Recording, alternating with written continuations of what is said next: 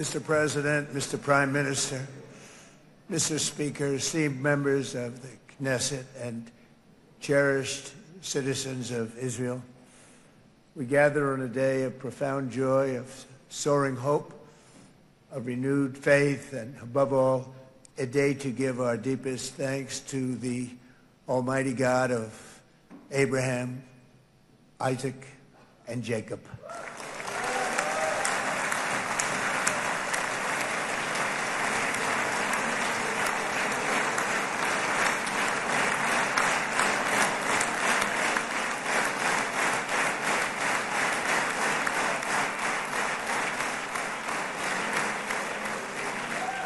After 2 harrowing years in darkness and captivity, 20 courageous hostages are returning to the glorious embrace of their families, and it is glorious.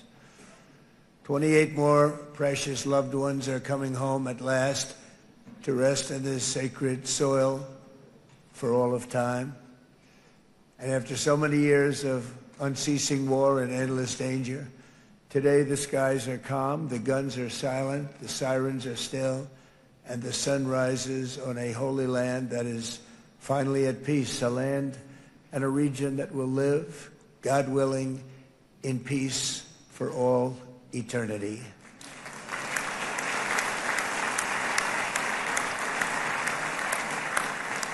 This is not only the end of a war, this is the end of an age of terror and death, and the beginning of the age of faith and hope and of God. It's the start of a grand concord and lasting harmony for Israel and all the nations of what will soon be a truly magnificent region. I believe that so strongly. This is the historic dawn of a new Middle East. I want to express my gratitude to a man of exceptional courage and patriotism, whose partnership did so much to make this momentous day possible. You know who I'm talking about. There's only one, Prime Minister Benjamin Netanyahu. Bibi, please stand up.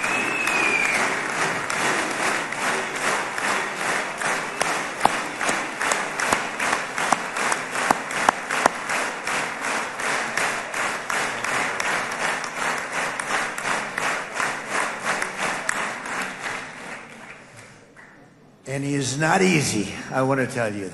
He's not the easiest guy to deal with, but that's what makes him great. That's what makes him great.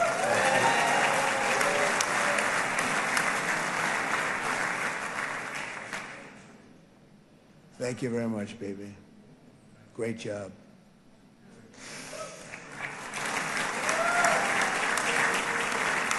And let me also convey my tremendous appreciation for all of the nations of the Arab and Muslim world that came together to press Hamas to set the hostages free and to send them home. We had a lot of help. We had a lot of help from a lot of people that you wouldn't suspect, and I want to thank them very much for that.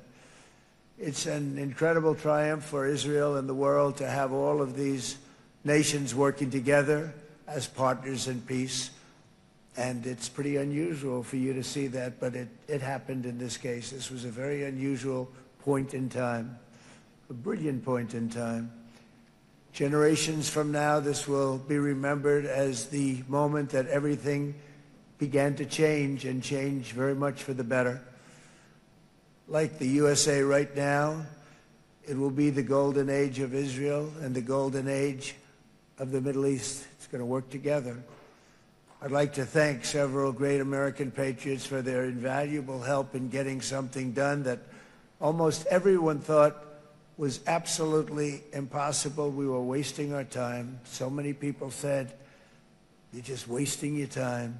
But we weren't, because we had talented people working with us, and we had people that loved your country, and frankly, people that loved the region. They loved the Middle East. I want to thank my friend Steve Witkoff.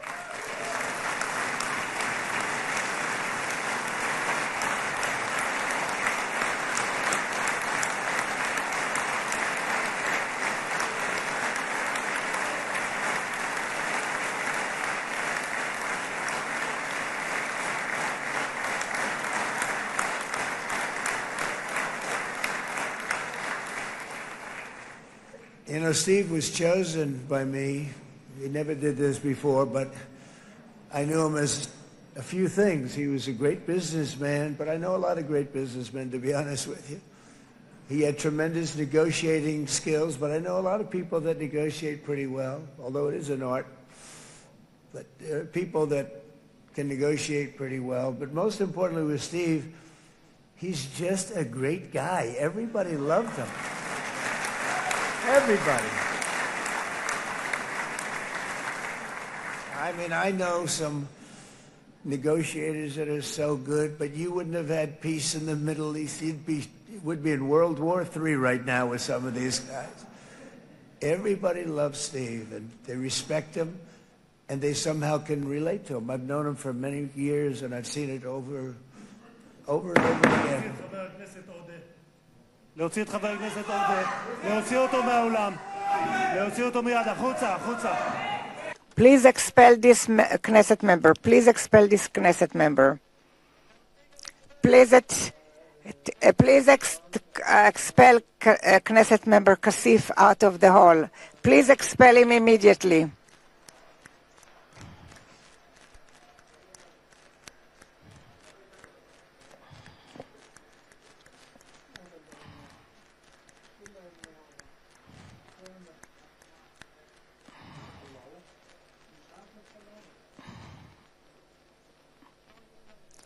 And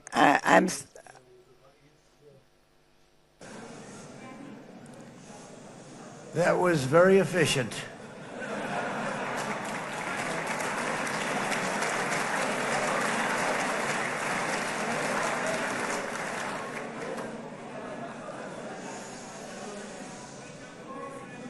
So back to Steve.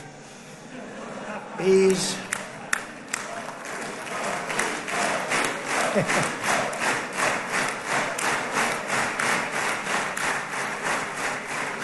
But I tell one story because he was so involved, and then we called in Jared. We need that brain on occasion. We got to get Jared in here. We got to get a certain group of people. But Steve started this all by himself. I call him Henry Kissinger, who doesn't leak. Okay? Henry is a big leaker. He leaked. Steve doesn't leak. Steve just wants to get the job done. He wants to do what's right. But I'll give you just a quick story because, as you know, he's working on the war with Russia and Ukraine, a war that would have never happened if I were president. A shame. 7,000 young soldiers a week are being killed. More than that this last week. It's a shame if it had never happened. But it did happen, and we won the race, and I took over this horrible war that's been raging, and I thought it would be easily settled. I thought it was a hell of a lot easier than doing what we just did very successfully with Israel and a lot of other people. But this came first, and we'll get that one. But I set up a meeting for him to meet with President Putin, thinking it would be a 15 or a 20-minute meeting. Steve had no idea about Russia, had no idea about Putin too much, didn't know too much about politics, wasn't that interested. He was really good at real estate, but he had that quality that I was looking for, and I didn't see it around in too many ways. And I set up the meeting with Putin, and I called. I said, is Steve finished yet? That was about a half an hour into the meeting.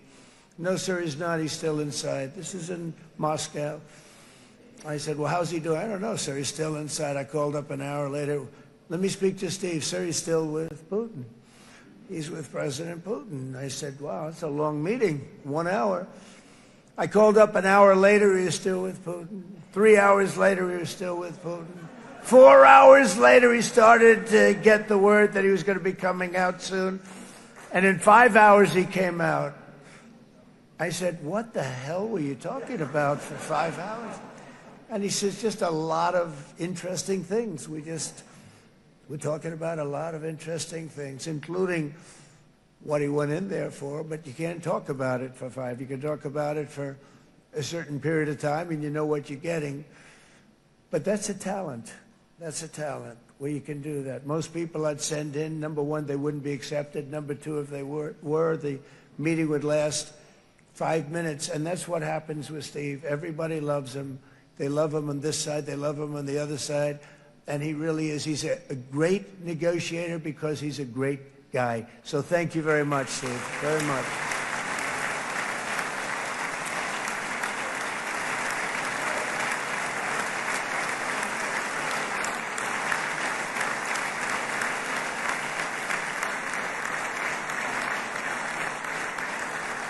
And let me also give a very special thanks to someone who truly loves Israel. In fact, loves it so much that my daughter converted.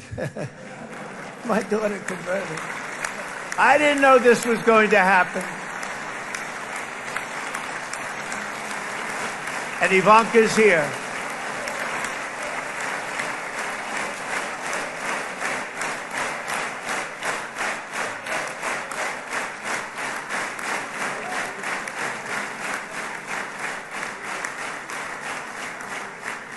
And Bibi, you do know this was not in the cards for me. You understand that. And she is so happy, and they are so happy. At least I think they're happy. If they're not, we have a big story, right? No, they have a great marriage, and they get along great. They're best friends. They have a very special relationship. But Jared has been so helpful. He really did something very special. He established the Abraham Accords with a group of very wonderful people. I like calling it the Avraham Accords because people that, right? Avraham. It's so cool. It's so much sort of nicer, you know, the Abraham versus the Avraham.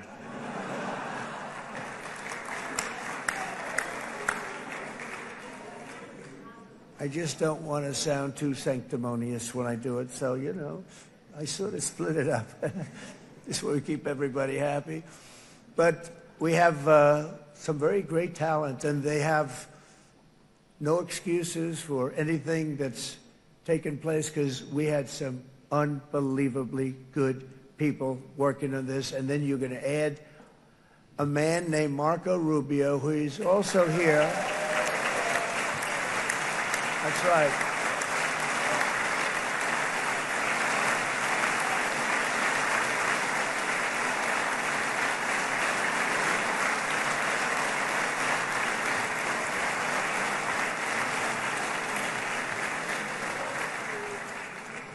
And I have a prediction that Marco will go down, I mean this, as the greatest Secretary of State in the history of the United States. I believe that. I believe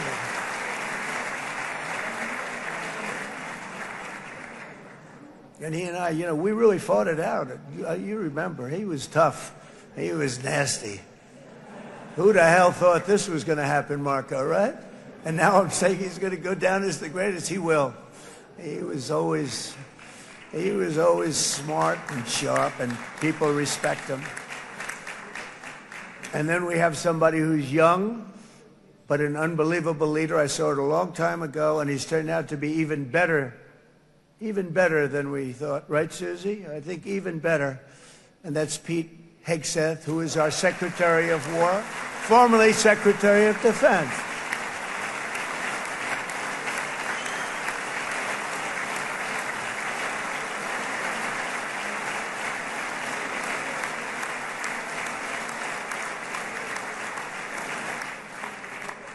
And as you know, we decisively won World War I. We decisively won World War II decisively. And everything in between and everything before it, we won everything. And then they had the brilliant idea of changing the name from war, you know, it was war, to defense.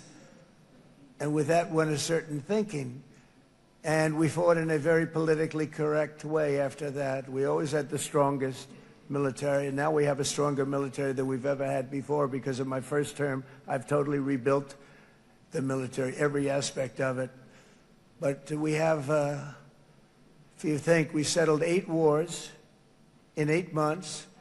I'm now including this one, by the way, if that's okay. They may say, well, that was quick. Because yesterday I was saying 7, but now I can say 8. The hostages are back. The hostages are back.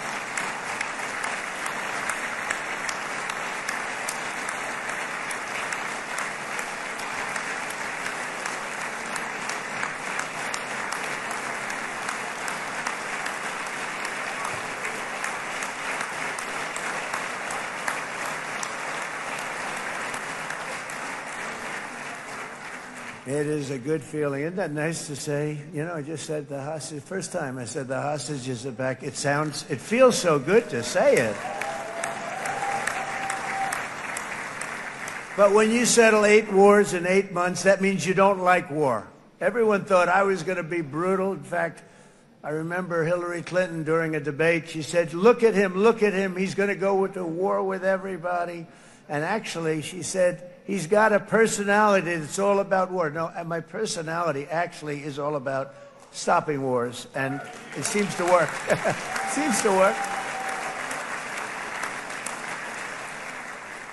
But it also means there's name change in our attitude that we're not going to go into a war, but if we do, we're going to win that war like nobody has ever won a war before. We will not be politically correct, but we're not going to be there. And I think, you know, as you mentioned, Bibi, before, peace through strength, and that's what it's all about. The United States has the greatest and most powerful military in the, right now, history of the world. I can tell you we have weapons that nobody's ever dreamt of. I only hope we never have to use them. I rebuilt the military. I was proud to do it, but some of the things I hated to do. I hated certain of the weapons because the level of power is so enormous. It's so dangerous, so bad. But we have to do what we have to do. We make the best weapons in the world, and we've got a lot of them. And we've given a lot to Israel, frankly. And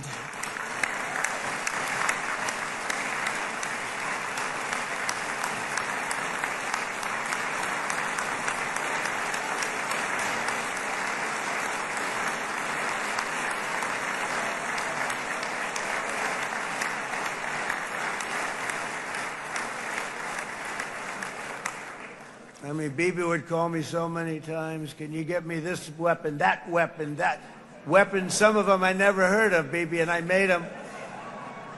But we'd get them here, wouldn't we? Huh? And they are the best. They are the best. But you used them well. It also takes people that know how to use them. And you obviously used them very well. But so many that Israel became strong and powerful, which ultimately led to peace. That's what led to peace. So as we celebrate today, let us remember how this nightmare of depravity and death all began. 2 years ago, on the eve of the Simchat Torah holiday, thousands of innocent Israeli civilians were attacked by terrorists, and one of the most evil and heinous desecrations of innocent life the world has ever seen, the worst slaughter of Jews since the Holocaust. The cruelty of October 7th struck to the core of humanity itself. Nobody could believe what they were witnessing. The United States of America grieved alongside you, and we mourned for our own citizens who were so viciously taken that day. And to all the families whose lives were forever changed by the atrocities of that day, and all of the people of Israel, please know that America joins you in those two everlasting vows: never forget and never again.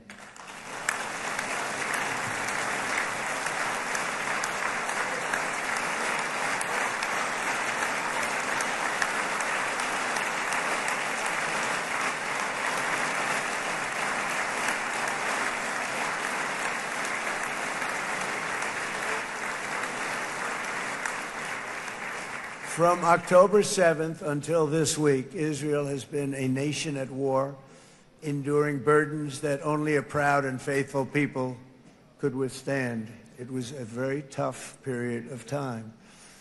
For so many families across this land, it has been years since you've known a single day of true peace. but now at last, not only for Israelis, but also for Palestinians and for many others, the long and painful nightmare is finally over. And as the dust settles, the smoke fades, the debris is removed, and the ashes cleaned from the air, the day that breaks on a region transformed, and a beautiful and much brighter future appears suddenly within your reach. This is now a very exciting time for Israel and for the entire Middle East, because all across the Middle East, the forces of chaos, terror, and ruin that have plagued the region for decades now stand weakened, isolated, and totally defeated. A new coalition of proud and responsible nations is emerging, and because of us, the enemies of all civilization are in retreat. Thanks to the bravery and incredible skill of the Israeli Defense Forces and Operation Rising Lion,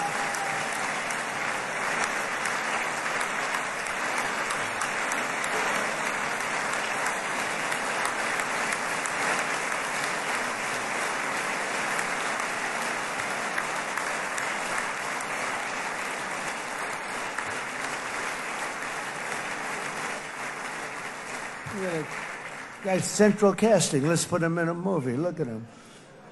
Great job. And my people loved working with you. Loved it. They worked so well together. But many of Iran's top terrorists, including nuclear scientists and commanders, have been extinguished from this earth. And with Operation Midnight Hammer, boy, that's a great name for that, what we did. Last June, the United States military flew 7 of those beautiful B-2 bombers. They look so beautiful all of a sudden. They were always, I thought they were pretty planes. I had no idea they could do what they did. In fact, we just ordered 28 more of them. A little updated version. We ordered a whole pile of them. And almost 100 other planes went with them, including fighter jets. We had 52 tankers, big, beautiful, brand new tankers that were loading them up 4 or 5 times. They've traveled 37 hours back and forth. Think of that. But we had tankers all over the sky for all the other planes. We had the F-22s, the F-35s, F-16s. We had a hell of a lot of planes.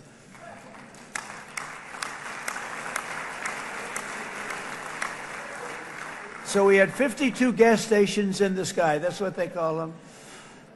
I'll tell you, I wouldn't want to be flying one of them. We have our great General Raisin Cain right here. General, stand up. This guy.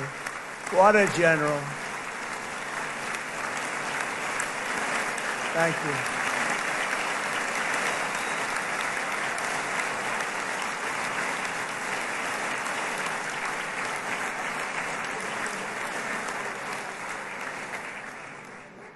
I asked General Cain, I said, we're having problems with ISIS, and I was in Washington, and I asked, how long would it take to defeat ISIS? And my Washington generals told me, 3, 4, maybe 5 years, sir.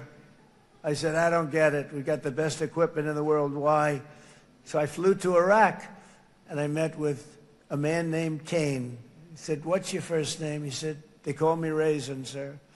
I said, wait a minute, your name is Raisin Cain? I've been looking for you for a long time.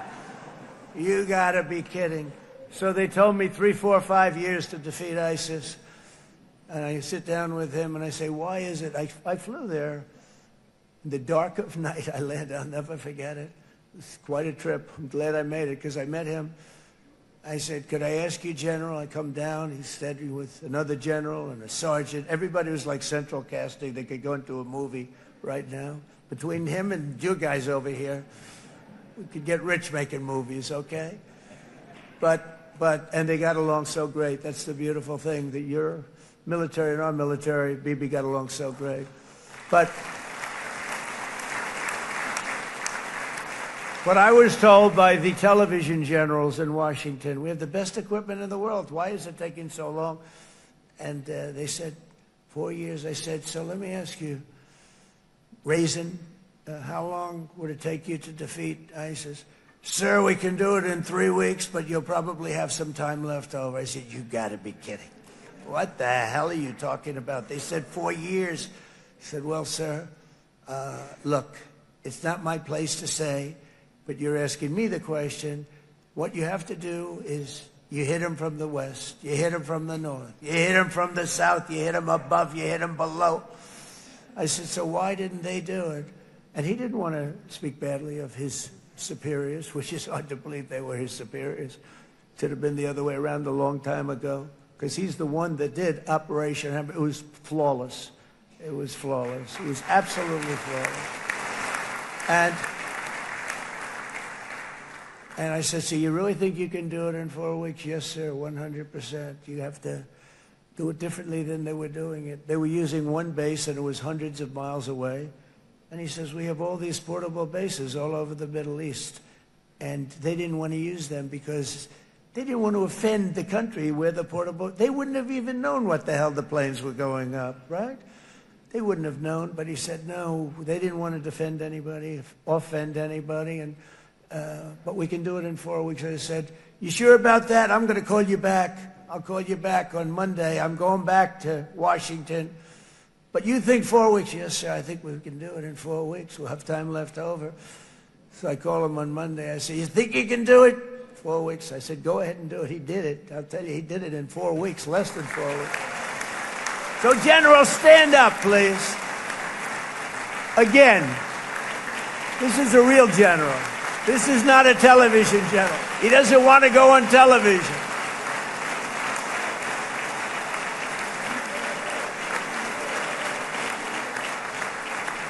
He doesn't want to go on television. I said the other guys love being on television. So we dropped 14 bombs on Iran's key nuclear facilities, totally, as I said originally, obliterating them. And that's been confirmed, and everybody understands it. Together we stopped the #1 state sponsor of terror from obtaining the world's most dangerous weapons.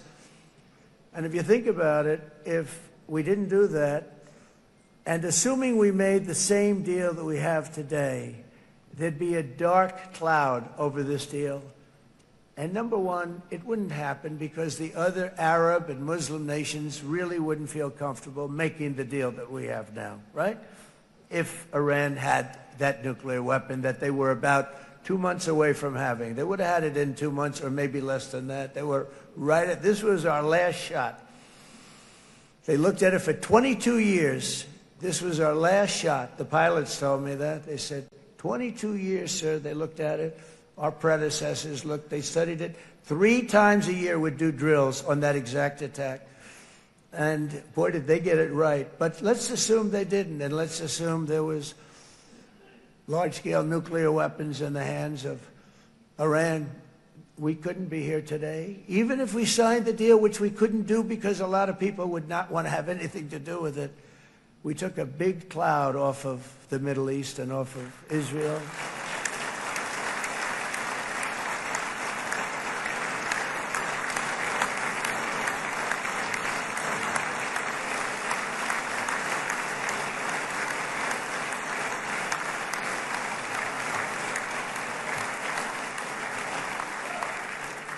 And it was my honor to help.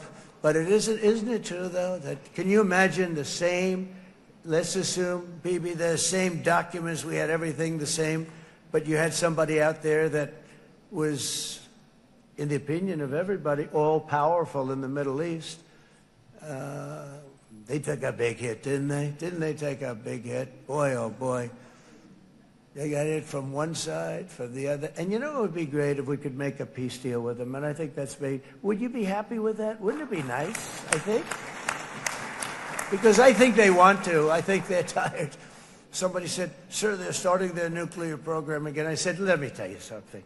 They're not starting anything. They want to survive. The last thing they want to do is start digging holes again in mountains that just got blown up and start... They're not doing it. They want to survive, okay? But I think we have a chance. Steve, you, and I think Jared, come on, I'll call you back for another one. We always bring Jared when we want to get that deal closed. We bring Jared, but Steve, you and Jared and the General and Pete and Marco, you'll get that deal done easy. I think that'll be easy. But first we have to get Russia done. We got to get that one done. If you don't mind, Steve, let's focus on Russia first, all right? We'll get it done. In Lebanon, the dagger of Hezbollah, long aimed at Israel's throat, has been totally shattered. My administration is actively supporting the new president of Lebanon in his mission to permanently disarm Hezbollah's terror brigades. He's doing very well. And build a thriving state at peace with its neighbors. And you're very much in favor of that, I know. And good things are happening there, really good things. And with this week's ceasefire, we've achieved the most challenging breakthrough of them all. The most challenging breakthrough maybe ever. I mean, I've never seen anything like it. I've been involved in a lot of success. I have never seen anything like what's going on today all over the world. People are dancing in the streets, not just in Israel. They're dancing in the streets of countries that would have never danced in the street about what's happening today. They're dancing in those streets. So this long and difficult war has now ended. You know, some people say 3,000 years, some people say 500 years, whatever it is. It's the granddaddy of them all.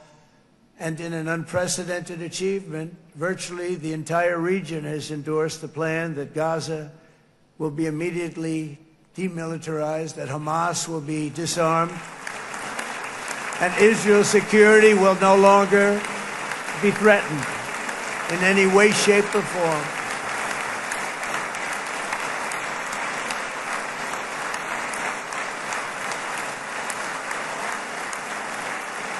So Israel, with our help, has won all that they can by force of arms. You've won. I mean, you've won.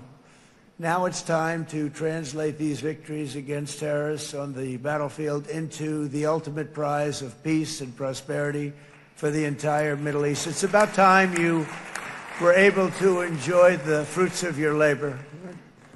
Mr. Opposition Leader. I said he's a very nice opposition leader. I think... No, he's a nice man. Bibi, he's a nice man.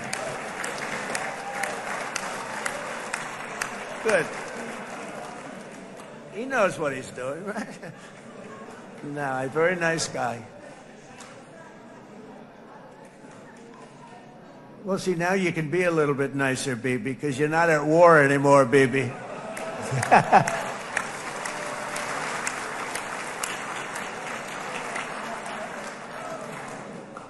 But only by embracing the opportunities of this moment can we achieve our goal of ensuring that the horrors of recent years will never happen again. You don't want to have to go through this again. 8 years ago, I came to this region on a very special first trip abroad as the President of the United States. I came here very early at your request. I addressed the leaders of the Arab and Muslim world gathered in Saudi Arabia and said that it was time to build a future free of the grip of extremism and terror. And interestingly, right now, as soon as I'm finished, I'm quite late. You've kept me quite late between opposition leaders and Bibi's brilliant but very long speech. I thought I was going to run up here, make a speech, and then head to Egypt. It didn't work out, though. And you made a pretty long one, too, Sarah.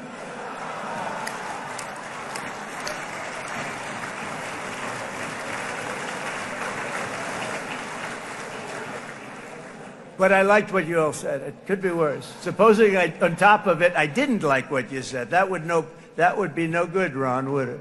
Ron, you did a great job, by the way, Ron.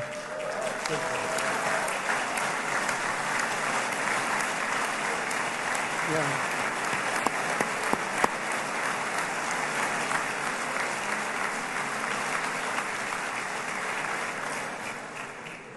So I'm going to be meeting, actually, in a little while, I'm going to be meeting with the most powerful, the richest nations, really, in the world, although now, with the tariffs, the United States is by far the richest nation in the world, as you probably have been reading. But the richest nations, most powerful nations tremendous, headed by some tremendous people in many cases. Some cases I wouldn't say necessarily I would endorse, but I will tell you some incredible people that really helped us make this all possible. So I'll be going there. I'll be quite late. They might not be there by the time I get there, but we're going to give it a shot. But the journey we started back then led to the crushing defeat of the ISIS caliphate, to the monumental Abraham Accords, and ultimately to the historic ceasefire this week, in which many of those same nations really played a very pivotal role, I have to tell you. Steve will tell you that. Jared will tell you that. Together we've shown that peace is not just a hope that we can dream about. It's a reality we can build upon day by day, person by person, and nation by nation. And because of that, the Middle East is finally ready to embrace its extraordinary potential. You have extraordinary potential in this region. It should now be clear to everyone throughout the region that decades of fomenting terrorism and extremism, jihadism and anti-Semitism have not worked. They haven't worked. They've been a disaster. They've just killed. They've killed. They've backfired completely and totally. They've just totally backfired. Everything that you thought, take it worst case, it's turned out to be worse than that. They have not worked. From Gaza to Iran, those bitter hatreds have delivered nothing but misery, suffering, failure, and death. They've served not to weaken Israel, but to annihilate the very forces that did the most to foment this hatred. And it's really, everybody that's tried it has become irrelevant. Meanwhile, we've seen those nations that set aside their differences, reached across ancient divides, and pursued engagement are now among the most successful in the region. They're getting along with Israel, and they're doing great. And I can tell you the 4 nations that joined the Abraham Accords early on, and you'd all be doing me a favor, and I'm going to be saying this in a little while to some other friends, would love you all to, is this right, Jared? Join up in the Abraham Accords. We have to join up and get together. You can have that whole thing filled out. We had a very weak administration, worst president in the history of our country by far. And Barack Obama was not far behind, by the way.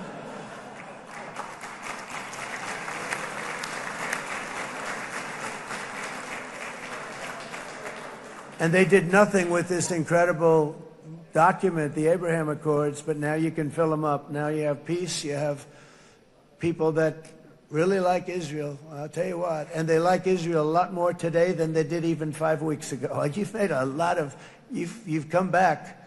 You've come back strong, because it was getting to be a little nasty out there in the world, and ultimately the world wins. You can't beat the world always. I would say to Bibi, it's now time. And he understood it better than anybody, because ultimately, the world's a very big place. And I've said a lot. I said, this piece of land is very small. It's unbelievable what you've done with that tiny. You look at a map even of just not the world, the Middle East, and you have this little dot. And think of what you've done. It's incredible. It's incredible.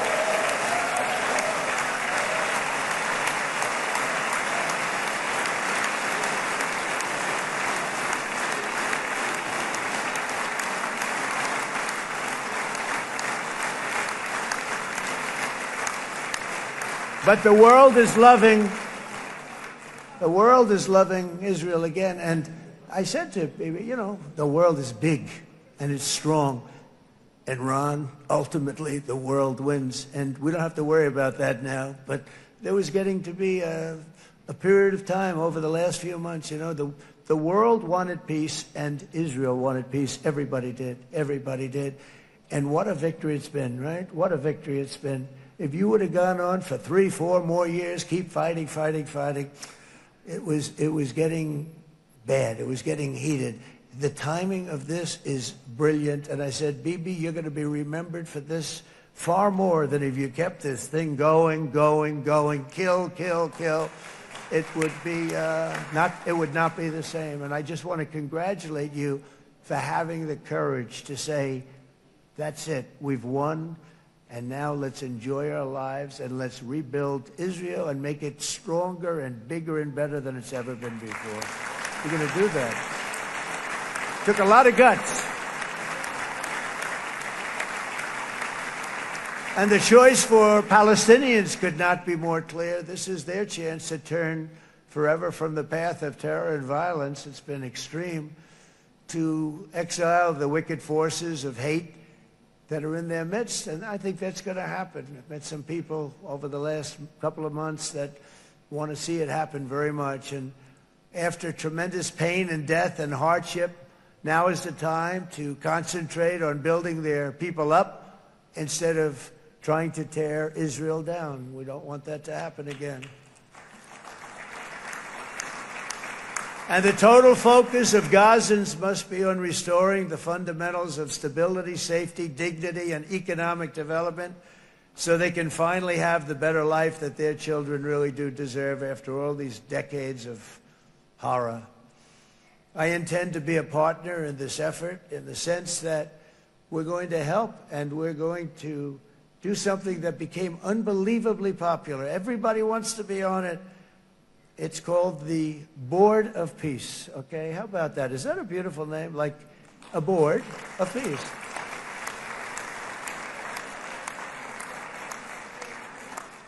The only bad thing from my standpoint, every single nation involved has asked me to be the chair, and I'll tell you, I'm very busy.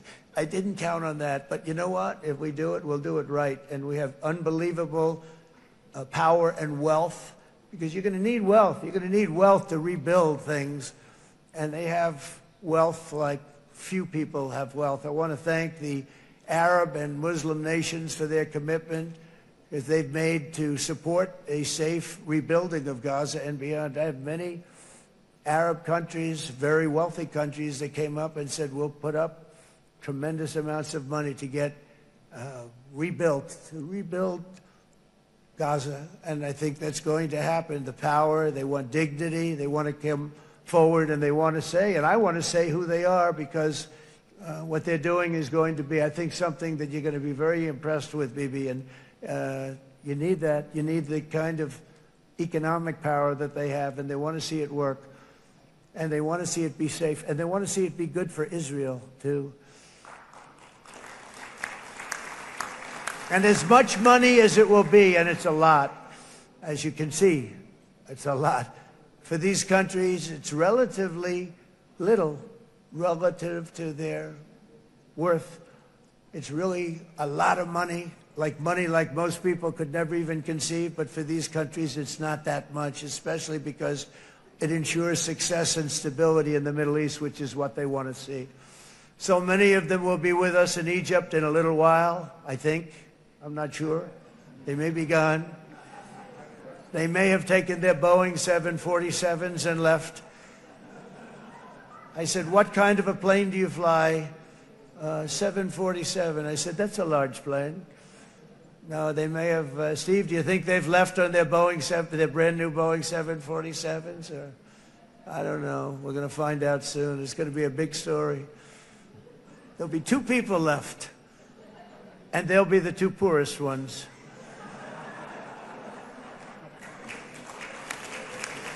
But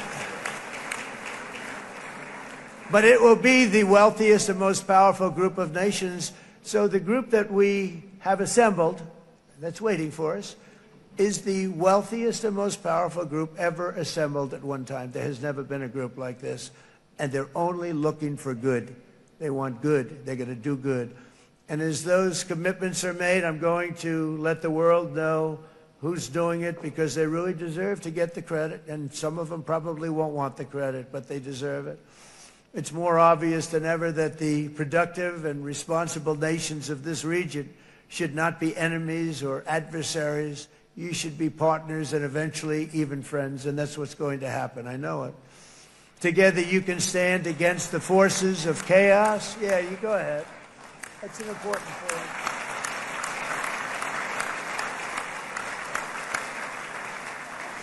Because you can stand against the forces of chaos that threaten all of your interests, and it's always a big threat, and unleash incredible prosperity and opportunity for all the people of these lands, and that's what's going to happen. You're going to unleash numbers and success, the likes of which Israel has never been able to think of, because you're so firm, and you should be, and you've done the right thing in defending yourself.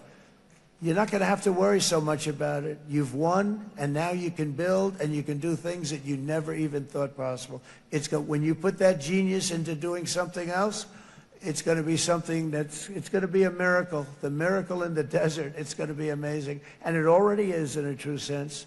But it'll be wonderful when you can spend time thinking about other than war and defense and offense also. To that end, it's my firm hope and dream, frankly, that together the Abraham Accords will turn out to be everything that we thought they would.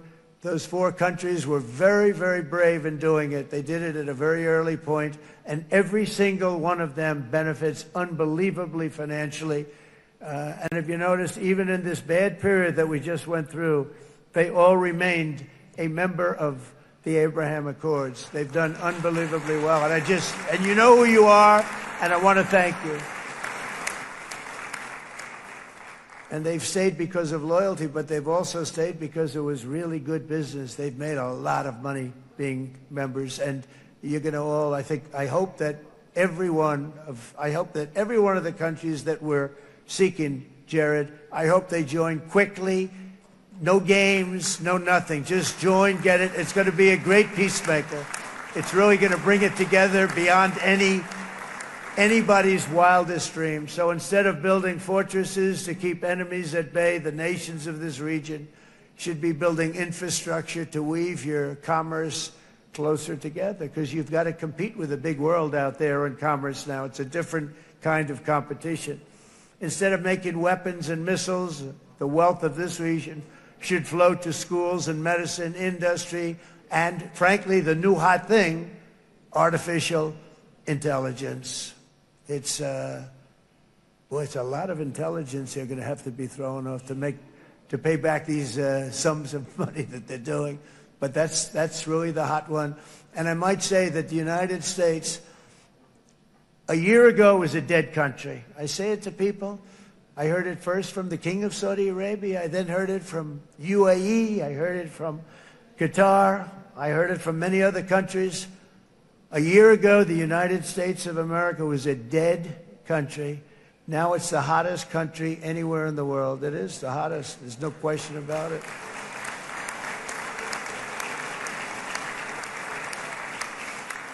In fact, if you go back a year ago, before the election, although once we had November 5th, we became hot because people got it. I would say November 5th was a time that we became really hot. But once you go back a couple of years, if I were in charge and the country was doing what they were, nobody was going to ask me to speak. Nobody asked Joe Biden to come up and speak, I guarantee you that. And if they did, he would have turned them down, I promise you. He didn't speak. He didn't speak, and he didn't speak well.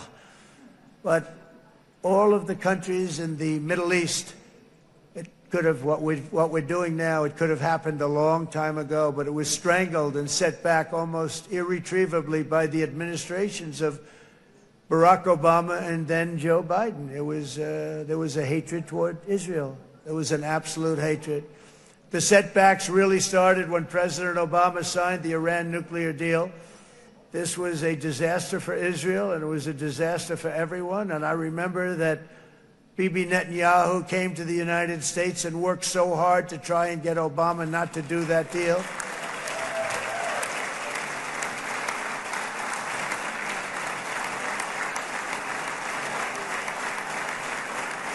He worked so hard. But it was like talking to a wall. I remember him telling me it was like talking to a wall. They wanted to go with Iran. They chose Iran, frankly, over a lot of other good nations, but specifically Israel. And that was the beginning of a very bad period of time. You had Obama go out, and the Iran nuclear deal turned out to be a disaster. And by the way, I terminated the Iran nuclear deal, and I was very proud to do it.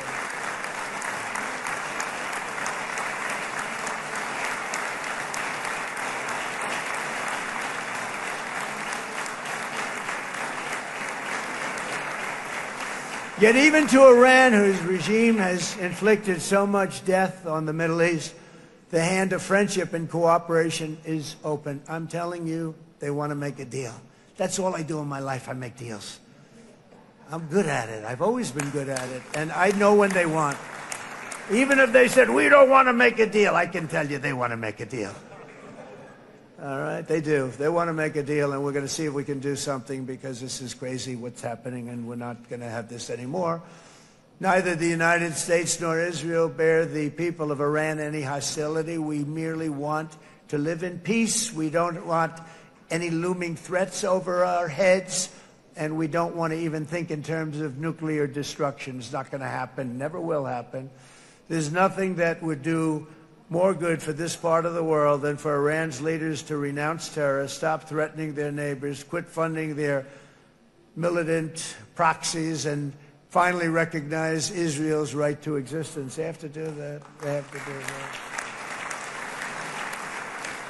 And to Iran, and as you know, this is not said out of weakness. There's no weakness. But I'm going to say this, that we are ready when you are, and it will be the best decision that Iran has ever made. And it's going to happen. It's going to happen. And they're good people. I know a lot of Iranians in the United States. They're good people, smart, hardworking people. They don't want to see what's happened to their country.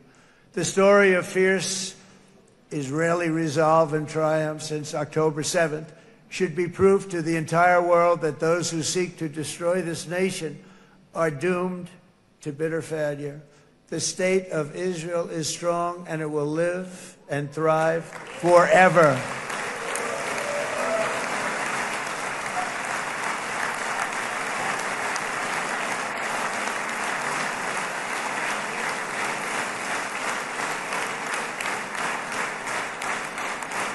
And that is why Israel will always remain a vital ally of the United States of America.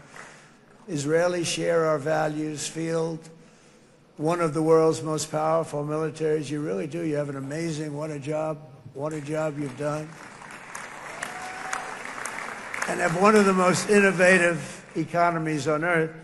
Those are just a few of the reasons why I'm proud to be the best friend that Israel has ever had. And they all say it in the White House. They all say it. I guess it's true because everybody says it, baby. You said it today. Thank you. But as president, I terminated the disastrous Iran nuclear deal, and ultimately I terminated Iran's nuclear program with things called B-2 bombers. It was swift, and it was accurate, and it was a military beauty.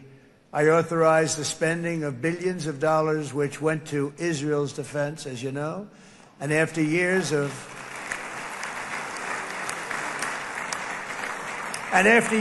broken promises from many other American presidents, you know that, they kept promising. I never understood it until I got there. There was a lot of pressure put on these presidents. It was put on me too, but I didn't yield to the pressure.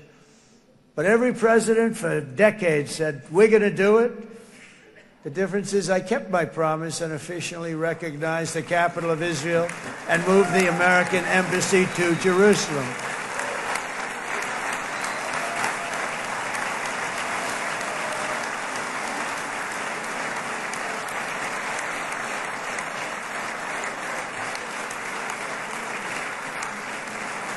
Isn't that right, Miriam? Look at Miriam. She's back there. Stand up, Miriam. Stand up.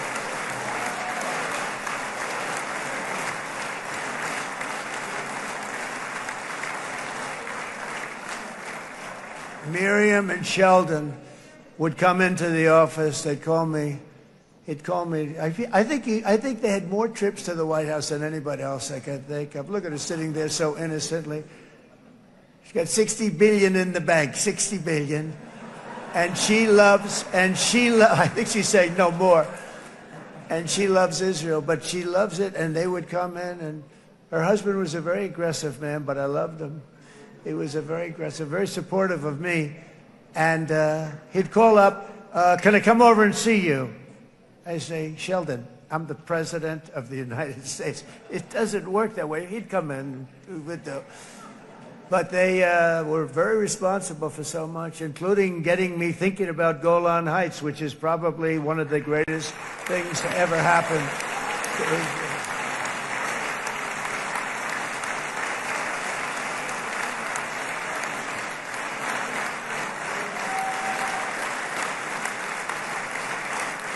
Miriam, stand up, please.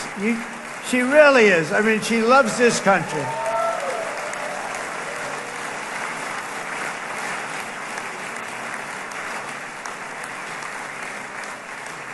She loves this country. Her and her husband are so incredible. We miss him so dearly. But I actually asked her, I'm going to get her in trouble with this, but I actually asked her once, I said, so Miriam, I know you love Israel. What do you love more, the United States or Israel? She refused to answer. That might mean Israel, I must say. We love you. Thank you, darling, for being here. That's a great honor. Great honor. She's a wonderful woman. She is a great woman. I've always stood for the people of this community, and I always will. I'll always be with you. I'm always going to be with you. I guess maybe something could happen to change my mind. Somebody that's really stupid gets into office and wants to do really bad things, but that's about it. We don't think we're going to have that happen. I hope we're not going to have that happen. And this man is a good man right here. These two men are good men right here.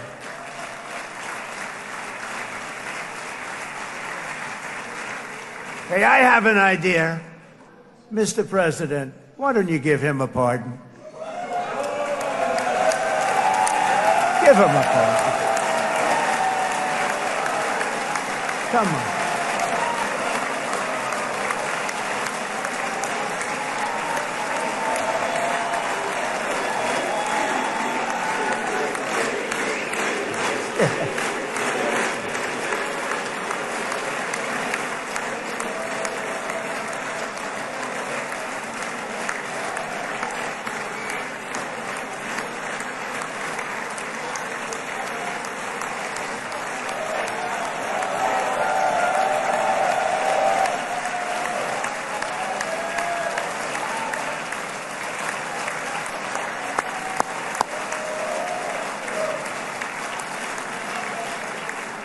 By the way, that was not in the speech, as you probably know.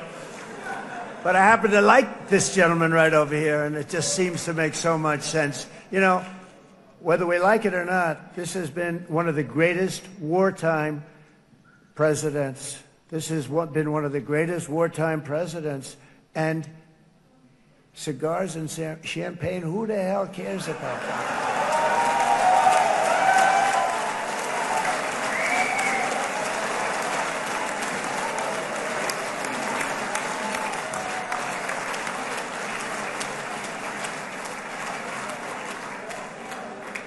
All right, enough controversy for the day, right?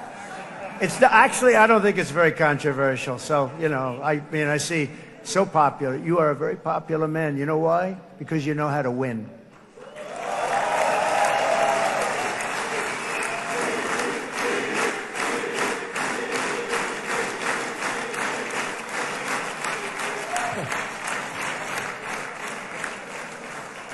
Over the past 2 years, I've met many of the families of the Israelis taken hostage and those that were taken hostage. Unbelievable. I've looked into their eyes. I've seen the worst nightmares of their suffering, but I've also seen something else, the beautiful love of the people, the love of people, frankly, that hold things together, the love that gives you the courage to carry on through thousands of years of persecution and repression and to emerge with the heart of David. It's the heart of David. It's that love that's defeated the enemies of civilization, built this incredible country and this unbelievable economy, and forged one of the great democracies of the world. That is why it's a true honor to stand here today and address this assembly in your ancient and eternal now capital, Jerusalem. I'm proud to have helped in that regard. This city and this nation stand as living proof that a much brighter future for this entire region is truly within our grasp. For thousands of years, Jerusalem has been a home to Christians, Jews, Muslims, and people of all ethnicities and creeds. This is the holy center of the world's three great Abrahamic faiths. I like that too. Adorned, it's the first time I've seen that word in a while. Adorned with their sacred sites and alive with their pilgrims and visitors from every corner of the globe. But here between the Western Wall, the Temple Mount, and the hill called Calvary, people of every faith and background live, work, pray, serve, and raise their families side by side, and they do it with love. This example is just one of the modern miracles that Israel has given to the world. And just in closing, the leaders in this chamber know better than anyone else the challenges of this harmony, and it's been easily won. No, it hasn't. It has not been. It's been so tough, but it has been, some say, a miracle. What you've done is a miracle. Look at your size. Look at your chances when it all started. And you know, if you think about it, you are safer today, stronger today, and more respected today than at any time in the history of Israel. Think of it. People used to say it wouldn't exist. They don't say that anymore, do they? Yet if safety, security, and coexistence can thrive here in the winding alleys and ancient paths of Jerusalem, then surely peace and respect can flourish among the nations of the broader Middle East.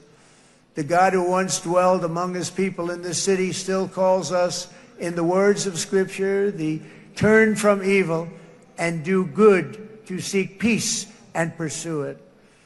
So he still whispers truth into the hills and knolls and valleys of his magnificent creation, and he still writes hope into the hearts of his children all over the world.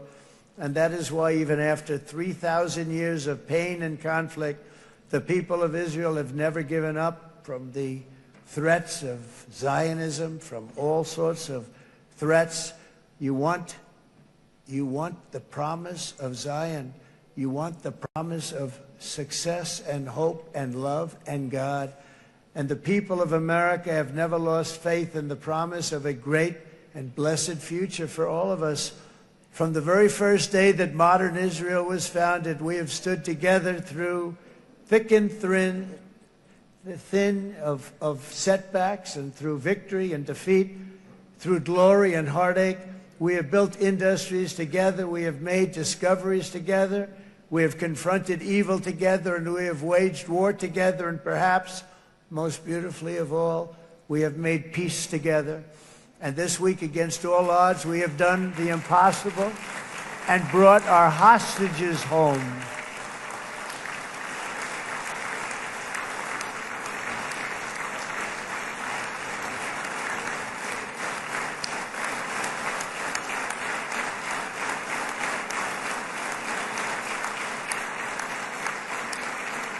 So now we're going to forge a future that is worthy of our heritage. We're going to build a legacy that all the people of this region can be proud of. New bonds of friendship, cooperation, and commerce will join Tel Aviv to Dubai, Haifa to Beirut, Jerusalem to Damascus, and from Israel to Egypt, from Saudi Arabia to Qatar, from India to Pakistan, from Indonesia to Iraq, from Syria to Bahrain, Turkey to Jordan, the United Arab Emirates to Oman, and Armenia to Azerbaijan, another war that I just settled. We are going to have hope, harmony, opportunity, and happiness here in the spiritual and geographic center of the entire world. That's what you are. Israel, America, and all of the nations of the Middle East will soon be safer, stronger, greater, and more prosperous than ever before.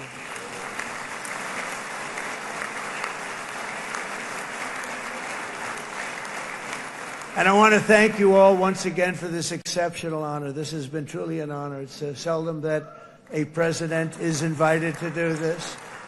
And I love Israel. I'm with you all the way. You will be bigger, better, stronger, and more loving than ever before. Thank you very much. God bless you. God bless the United States of America, and God bless the Middle East. Thank you, everybody. Good luck. Thank you very much. Thank you.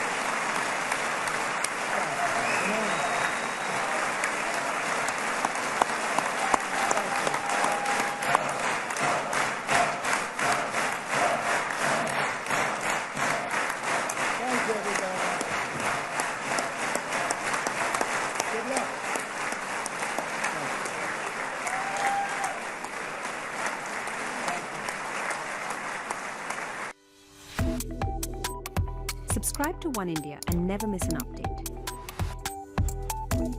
Download the One India app now.